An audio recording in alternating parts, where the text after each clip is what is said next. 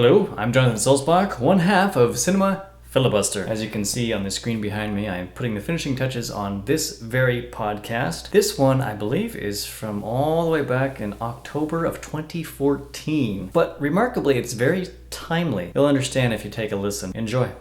And now, your hosts, Sean Hastings, an independent filmmaker and screenwriter extraordinaire. Jonathan Sulzbach, a writer, graphic designer, and voice actor. Together, these fine fellows form Cinema Filibuster. And welcome to the Cinema Filibuster. I'm Jonathan Sulzbach. And I'm Jonathan Hastings. Welcome to us on a special Seat of Our Pants edition of the Filibuster. That's right. By seat of our pants, meaning we're not wearing any. No, just kidding. But we are seated. We are seated, and we're dirtying up the upholstery. So for this podcast, we're going to be a little more off the cuff than usual. Flying by the seat of our pants. Off the cuff. I don't like the way this is going, John. Let's back to movies. Back to movies. But we wanted to talk about movie magic. Movie magic. Well, this, I guess, is based off of Jonathan was telling me something that I had said, where I grew up. I was a child in the 70s, and I became an adult and became cognizant in the 80s. So movies of the middle to late 70s, starting with, Star Wars is one of my earliest memories of movies. I do remember seeing Jaws on TV. I don't remember Jaws at the theater well. I think I did go see it. I'm not sure because my parents didn't go see a whole lot of movies back then. And I look at all these movies that have spanned my lifespan, these major pieces of artwork. Everything from The Godfather through Jaws, through Close Encounters, Star Wars, Raiders of the Lost Ark. I look at all these films leading up through the 80s and into the 90s, and somewhere around the middle 90s, the magic died. The only way I can explain it is there was watching something on TV, which was just average every day, and then going to the movies, and a universe opened up in front of you. And movies were a special event. I used to remember the Star Trek films as they came out. Star Trek 2, because after Star Trek 2, I was like, they killed him. It's funny you mentioned Star Trek, because theatrically, I'm only cognizant of Star Trek Generations being in theater. I mean, really? I know I was alive for the others, but it was never on my radar that, there's a Star Trek movie. It was always the next big thing. After Star Trek 2, of course, after Star Trek 2, I was 12, 13, so I thought it was done.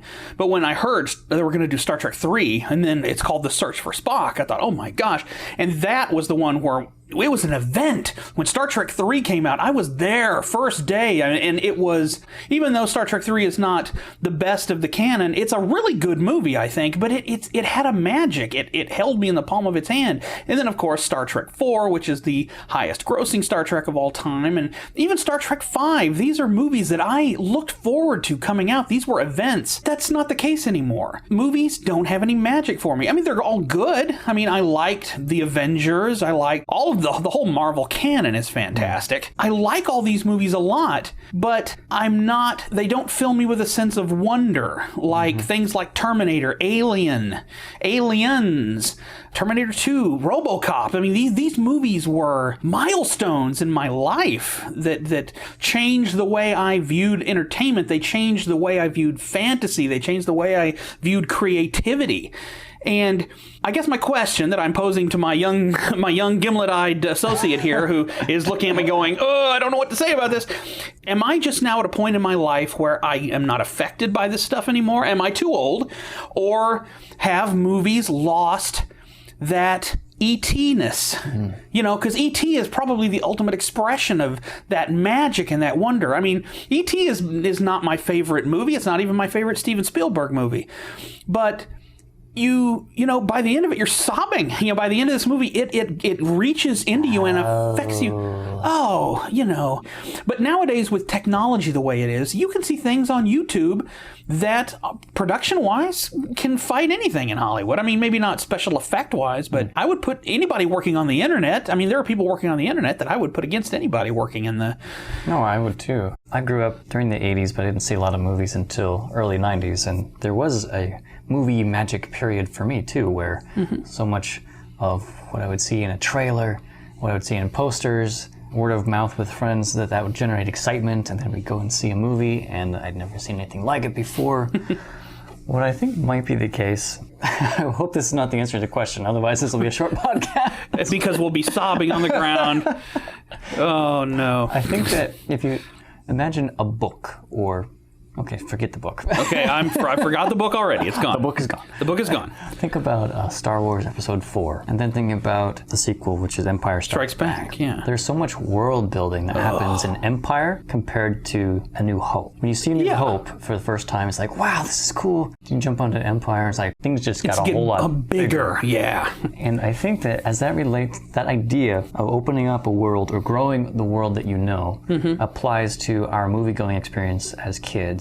You're impressionable, you haven't seen certain things before. True. And you see brand new things, and you have this wide-eyed wonder, and then that world expands as you see new films. And after you've seen enough films, one, you recognize all the variable story types. Right. It's a revenge story, it's a tragedy, it's a team story. Right, once you become cognizant of the mechanics of narrative, you start seeing the patterns emerging. You become familiar with, oh, those are amazing special effects, but you know what? I know how they did that. Either the practical effects because you watched the featurettes, or you've seen them do stuff on the computer and it's all CG and blah, blah, blah. I think a big part of magic being absent in today's movies is that we know so much about the movie-making process now than we ever did. You think the magic may be gone kind of a thing? I think we know too much. That could be. Well, I don't know. Well, because that's one of the things about home video.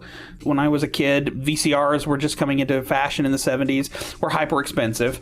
But, and into the 80s, regular people were able to get a hold of them, and you could watch a movie anytime. And usually, as a little added incentive here at the end, here's a little how we did it. And they did a lot of it on TV. But once we got into laser discs and DVDs, that's when you've got... a good example is The Abyss, which is one of my favorite James Cameron movies. Another movie that I find a lot of magic in. The documentary is almost as long as the movie. Oh, wow. But it's a good documentary, though. I mean, the making of that movie was a trial by fire. These people ran a gauntlet to make this movie. Ed Harris nearly died making this movie. He nearly drowned. But you're right. I think with the advent of digital video, we just know too much. I've never thought of it that way. That's an interesting premise. I'd never really, because I've always loved knowing how they did it, and it's never really done anything, because I watched all those, early 16 millimeter documentaries they did about the making of Star Wars. You saw the Millennium Falcon on that little mount twisting as it went in and out. You're right. There are documentaries that have been around. There have been a lot of books, too. A friend of mine has a huge tome of all the Star Wars movies and how they were made. And that's not a recent book. I think it's the amount of information available, but two, how easily accessed it is. If you wanted to see a movie, you went to the theater, right? Yeah, You didn't hop on... For a good part of my life, I didn't hop on iTunes or Netflix. No. Or access to content has exploded, and so people can pick and choose. You're not limited to what's showing at the theater. Yeah. I remember I used to open up the newspaper and jump all the way back to, jump to the back, I guess, and that's where they had huge advertisements, and I got excited by the posters that would be, they're all black and white, but now playing, blah, blah, blah, blah, blah. Yeah. I was like, ooh, that's how I knew what was out there, and two, it made me aware of movies that were coming out, and now, when movies are filming, like Batman vs. Superman or even Star Wars Episode 7... We know more about it now than we want. There are leaks for scripts. Yeah. Before, could you have ever got your hands on a leaked script short of being in Hollywood? No, not at all. Somebody would have got fired. They guarded that stuff with their lives, but now... And people on the streets... with their cameras, if there's a filming going on, you'll snap pictures, upload it to the net, and say, hey, they're filming such and such a movie down on this street with this character. Sure. I think information is fantastic. It is. I think it's kind of destroyed a bit of the magic. I think you could be right. I had never thought about it that way, because I always thought, no, I've always known how they make this stuff, because I've been interested in movies for so long, and it didn't have any effect. At least I didn't think. But you could have a point, because right when the magic left was when we started being deluged with it. One interesting little side note on the people filming a video. There's video of this guy was taking video of, they were filming Terminator 2 at the truck stop, and this guy has this this guy was sitting in his apartment filming this scene they were shooting at the truck stop where Arnie walks out, gets on the thing, and I can't let you take the guy's wheels, son. And he steals his drive. Well, an interesting bit of trivia, a little ways down that highway, he noticed these 3 or 4 police cars had pulled a guy over, and he panned over and filmed the Rodney King beating. Oh my. Yeah, so the guy who filmed Rodney King's butt whooping was shooting it happened less than like a quarter mile away from where they were shooting Terminator 2. Wow. And it's all on the same video. They're making Terminator 2. Oh, they're beating the crap out of that guy. Just an interesting bit of trivia that really has nothing to do with anything we're talking about, but I just thought I'd interject that. But back to the magic. Compared to what were, for their time, special effects colossuses. Star Wars Episode 4, A New Hope, and the last Transformers movie. I don't even know what it was called, but I'm just going to say the last Transformers Age of Extinction. Age of Extinction. The special effects in every measurable sense in Age of Extinction are more advanced. I'm not going to say better, they're more advanced. But the stuff in Star Wars still impresses me more. It's a completely different kind of craft. You know that what you're seeing on film exists. It might be a miniature, right? But it's real. It's almost the difference between film and video. These special effects are video. These old special effects were warm, and they were rich, and they were on film. And like Tron and Tron Legacy. And this will turn into one of its own. In fact, I had a knockdown, drag out argument with a friend of mine. The special effects in in the original Tron were way better, because they were harder, and what they accomplished more with less than they did in Tron Legacy. And Tron to me is magic. That movie is just incredible. But again, in every measurable sense, Tron Legacy looks slick. It's all this stuff, but it was dead. Dull. It has a CG Jeff Bridges. I'm not going to debate whether it looked good or bad. It looked terrible, but but the point is, he looked like he was plastic. He looked like Buzz Lightyear. Even though you have a complete world that's generated by the computer, and you have you have Jeff Bridges in 3 dimensions, rendered by a computer. That doesn't matter. I mean, this could tie into what makes a good story, and then where does the magic come from if it's a good story? Could the stories be better in the old days? Because I mean, the 70s, all you can think of is these blockbuster, huge films. The 80s, these good stories. Well, we have been glutted with remakes. Well, that's not necessarily a bad thing. I mean, every time somebody redoes Romeo and Juliet, I mean, because Franco Zeffirelli has done Romeo and Juliet, or Franco Zeffirelli's done Hamlet, with Mel Gibson, and then Kenneth Branagh has done his own Hamlet. Every time you do Hamlet, it is a remake, but you're remaking a brilliance that already exists. But you're right, we are deluged with a lot of remakes. I only have a problem in that they're not doing as good a job as the original. And I don't know why that is. I mean, I don't know unless they're just relying on the source material to sell itself, like with RoboCop. And again, that was the subject of another podcast for us. I liked the remake of RoboCop, but it seems like, the fact that it was RoboCop gave them license. Okay, we can be a little lax on the story because the fact that it is RoboCop will sell it. It's an established property. Yeah, and we'll use the mystique of the original movie to help sell this one so we don't have to do it as good. And I don't think that's people don't set out to do that. But that's the feeling that I get from remakes. I mean, even when Peter Jackson redid King Kong, which I think is his King Kong is fantastic.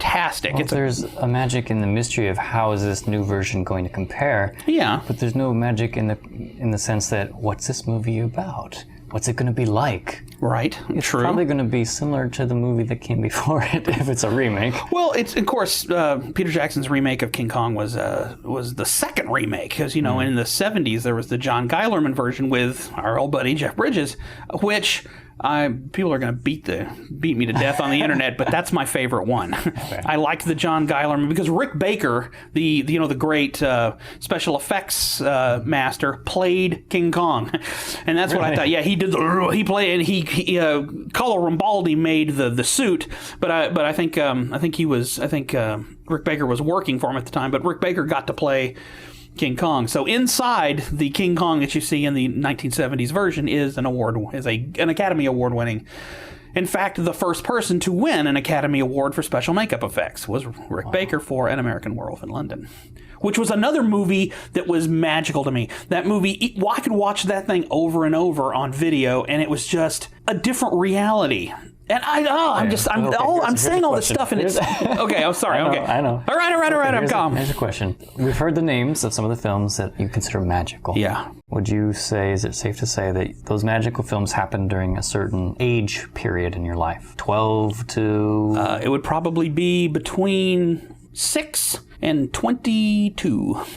the first time I was cognizant of this is a film I have to go see, of course, was The Empire Strikes Back, because Star Wars, kind of came in under a lot of people's radar, and then all of a sudden it's huge, so I didn't have any anticipation of it. But when when we found out there's going to be a sequel to Star Wars, holy cow, we just, of course, also we had Close Encounters, which was, Spielberg's next home run, over the green monster, baseball reference, sorry. And it's just that I don't do that anymore. And again, maybe I'm just cynical. I mean, anybody out there who's listening has their own psychological 2 cents worth, please put it in and let me know what you think, because I don't want to be when I was a kid, they didn't make movies like this. They made movies better when I was a boy. No, I don't want to be that guy. They made movies that resonated with you at a certain time in your life. They did. And you were fortunate because special effects were already well on their way. And Star Wars had happened a number of years before I was born. So special effects were not the only thing. What I'm trying to say is that I grew up with special effects and still found some magic in the movies that I saw. And I think it had a lot to do with my age. Yeah. Jurassic Park opened my mind to what you could use special effects for. And you could bring back dinosaurs. Jurassic Park was magic. But I also loved Superman, which was long before I was born. Mm-hmm. I believed he could fly. Well, it's like we were talking about a few minutes ago. That John Williams score didn't hurt either. But yeah, I did. And he looks neater. I mean, in the subsequent 2 reboots, Man of Steel and Superman Returns, his flight is it's spectacular beyond belief. But Christopher Reeve, I know, Christopher Reeve was actually hovering over that set. I still think that if human flight was possible, by sheer virtue of will or Kryptonian DNA, whatever you want to say, that Christopher Reeve knows how to fly. Yeah, he does. He learned how to fly on the set of Superman. Well, it's like Richard Donner says, he banks. And when you first see him as Superman and he takes off and he banks sideways, he banked. There was no, that was not anybody doing anything. He did that himself by shifting his weight or something. It's like, God. As much as I love Man of Steel, the flying, there was some exhilaration when he's learning to fly. Yeah. But subsequently, the flying is just there. Yeah, see, that's what I mean. Yeah, that's exactly what you're saying there, except on a wider, berth for me. I think that a glut of information behind the scenes, the accessibility of movies more than ever before. Yeah. But predominantly the fact that we've grown out of our formative years. I hate to think so, but you know what? That's the only conclusion I can come to. Because this Star Wars Episode 7, no matter how amazing it is for young kids for whom this will be their first Star Wars movie, right? No matter how amazing it is, you and I are going to view it through the lens of having seen 6 other films. Yeah. 3 of which are in continuity. Sorry. Subject of another podcast. All right. Well, we could keep talking about this, but I think... And you know what? We probably will, but we just don't want to bore you people with it, so... And I think we've answered our question, more or less. It's a combination of things, but I think it has to do with our formative world-building years. Yeah. Well, I guess the question now is, how do we get it back? Because I don't think magic dies. I think we can recapture it somehow. Maybe we've allowed ourselves to grow a little too up. Maybe we need to start playing in the dirt some more and eating our own boogers. I don't know. Okay, we won't eat our own boogers, but we'll do something. If you would like to eat Sean Hastings boogers, write to just leave us a comment. Federal Way, Washington. Yeah, anyway.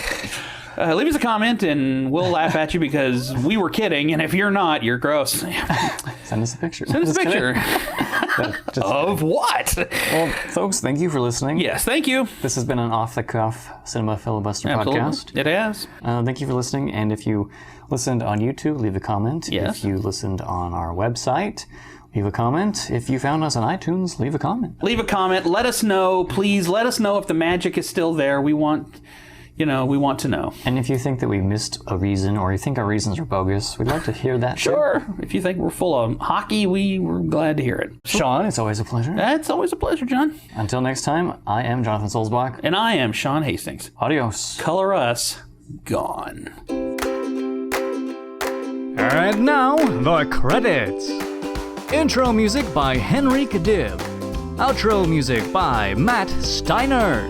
Show concept and creation by Sean Hastings and Jonathan Solzbach. Find us on iTunes, SoundCloud, YouTube, and of course, cinemafilibuster.com. Leave a comment at any of those venues and we'll read it in a future episode. Thanks for listening.